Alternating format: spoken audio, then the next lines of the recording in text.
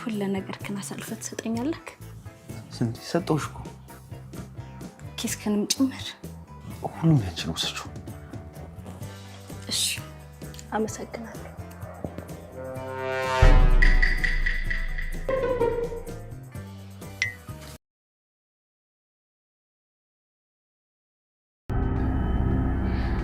ምን እየተካሄደ ነው ሞገስ አላውቅም ግራ እየገባኝ እንዴት ዝና እዚህ ድረስ መጥቶ አይ የሆነ ችግርም አለ ስትከፍተው ማንንም አልነበር ተረጋጊ እንጂ ሉላ ማንንም አልነበረም ግን እንዴት ምን ነው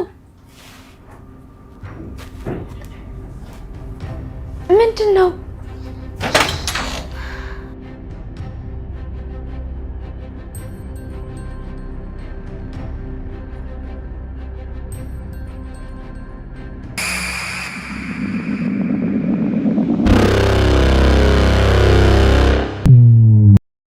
ክብራን ቤተሰቦች እንደምቆያችሁ ዛሬ ደግሞ እንደምትመለከቱት በምሳሌ ድራማ ተከስተናል ማለት ነው። ምሳሌ ድራማ እንግዲህ ዛሬ ላይ ትንሽ ደስ የሚል ፓርት ነው ያለው። በጣም ብዙ የሚያወዛግብ ፓርቶች አሉት። የዛሬው በጣም ይለያል ከሌላ ጊዜው። ላይክ፣ ሼር፣ ሰብስክራይብ ማድረጋችሁን እንዳትረሱ። ሀሳብ አስተያየታችሁን እንጨመር ምን ይቀነስ ኮሜንት ቦክስ ላይ አስቀምጡልኝ። የምችለውን ሁሉ ለማስተካከል ዝግጁ ነኝ ማለት ነው። ያው እንደምትመለከቱት እዚህ ጋር እነ ሉላ የሚያስደነግጥ የሚያስፈራ ክስተት ተፈጥሮባቸዋል። ማን ይሁን ምን ይሁን ያስቀምጡላቸው? ለምንድን ነው ያስቀምጡላቸው? ዝና ነው ወይስ ጠበቃም ነው የሚለውን እንግዲህ እስካሁን ሰዓት ድረስ ግልጽ አልሆነም ማለት ነው። በቀጣይ ክፍል ይህን ነገር ግልጽ እንደሚያደርጉ ተስፋ አደርጋለሁ። በዛ ላይም ደግሞ ማለት ነው በጣም የሚያወዛግብ ፓርት ነው ያለው። እስኪ አብራችሁ ቆይ እስከመጨረሻው። ማግዝክ ነገር አለ? አይ ምንም አታግሽኝ ብቻ ቁርስ ደርሷል እንዴ? እሺ አመጣላለሁ። ቆንጆ ቡናም ነው ማፈላለክ። አይ ቡናውን ተይው፣ ቁርሱን ግን አምጪልኝ። ግን እኮ ከጭንቀትክ ትወጣ ነበር ቡና ብትጠጣ። ቆንጆ ቡና አፈላለሁ ደሞሽ። አይ ቡናውን ተይው። ሞገስ አንሳው፣ ስልኩን አንሳው ሞገስ። ይሄ የተረገመ ዝና የሆነንም ጋርም አድርጓቸዋል። ጣሪው እዚህ ምን ያስቀምጠኛል ታዲያ? ለምን አልሄድም? ሞገስ ስልኩን አነሳ።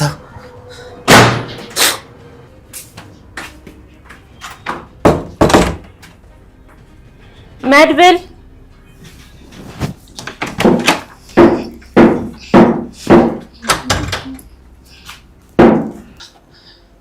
ምንድነው? በሰላም ነው? ኧረ በሰላም ነው። ለጊዜው ሰላም ነው። እስቲ አረፍ በል።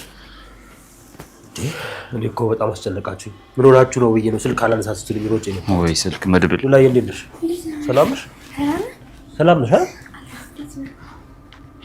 አንድ ሰው መጥቶ ነበር። ዝና ነው? ዝና ከሆነ እንዴት በይወት ተረፋችሁ? ልክ ነህ። እኛም እንደሱ ነበር ያሰብነው፣ ግን ደግሞ ማንም አልነበረም። ይሄን ቦርሳ አስቀምጦልን ሄደው።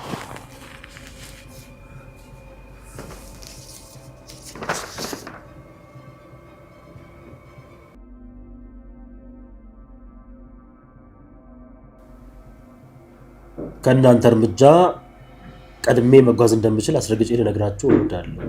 ከማይነበብ ፊርማ ጋር እርግጠኛ ነኝ ጠበቃው ነው። እንደምትመለከቱ እንደኖራን ለማስፈራራት እና በእነሱ ላይ ዛቻ ለማለት ድረስ በጣም እየታገሉ ይገኛሉ። ማን እንደሆነ በእርግጠኝነት ባይታወቅም ማለት ነው። እንግዲህ መድብል ይህን ነገር ስለሚጠረጥርና ስለሚያውቅ ቤታቸው ድረስ ሄዶ ያሉበት ደረጃ ለመጠየቅ ለማጣራት ሞክሯል። ያው ጠበቃው እንደሆነ እነሱ የሚጠረጥሩት ግን ዝና ይሁን ጠበቃው በእርግጥ የታወቀ ነገር የለም ማለት ነው። መድብል እንግዲህ ከድንጋጤው የተነሳ የቀረበለትን ቁርስ ለዝሆኔ ሰጥቷት እሷ ልትበላው ሆኗል ማለት ነው። ምክንያቱም ለመብላት ጊዜ ስላላገኘ ሮጦ ሉላ ጋር መሄድ ስለነበረበት ጥሎ ሄዷል ማለት ነው። ቁርሱንም ያው እሷ በልታበታለች። ምንም ወደኋላ አትልም። ምግብ ከተገኘ መቼም ታውቃታላችሁ፣ በጣም በላተኛ ስለሆነች እሷ በልታለች ማለት ነው። ያው ቁርስን እንኳን ሳይበላ ቡና እንኳን ሳይጠጣ እነሱን ለማትረፍ ጀግናው መድብል እየሮጠ ወደ እነሱ ሄደ ነበረ። ግን እስካሁን ድረስ የተፈጠረ ነገር የለም። መቼም ቁርስ ቀይራ ታመጣልኛለች ብለሽ እየጠበቅሽኝ እንዳልሆነ ተስፋ አደርጋለሁ። እንዴቱ ነው ሚስት እየተጫወትሽ? ለማንኛውም አንድ ነገር ልንገርሽ፣ እኔ ከብሩ ጋር ክሻለሁ፣ ደግሞ ገናም አረግዛለሁ። ውጦ ዝም ነሽ። እስከ ዛሬ አላረገሽም፣ መቼም አሁን አረግዛለሁ ልትይኝ አይደለም? እንግዲህ በሁለቱም ጣውንቶች መካከል የቃላት ጦርነቱን እንደቀጠለ ነው። ዛሬ ደግሞ እንግዲህ ብላ ብላ አርግዣለሁ እያለች ነው። እንግዲህ በአብራ በተኛች በሶስተኛ ቀን እርጉዝ ነኝ ብላ መታለች። ያው አያልቅባትም እሷ ብዙ ታወራለች እና ቅድስትን በዚህ መልኩ እየተናደደችም ሀሳቧ እየተበተነም እየተጠራጠረችም መታለች ማለት ነው። ምናልባት ብሩክ ይመለስ ይሆን?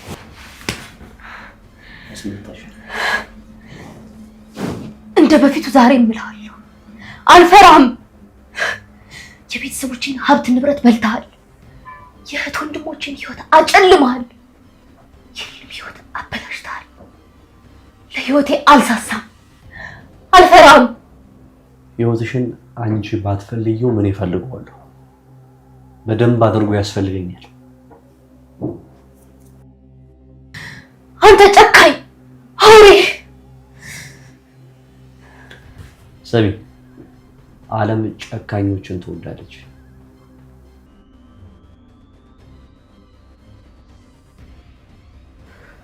ለማንኛውም አሁን የቀረበልሽን ምግብና ውሃሽን ተጠቀሚ። ለምን ብዬ ነው የምበላው? አልበላም፣ አልጠጣም።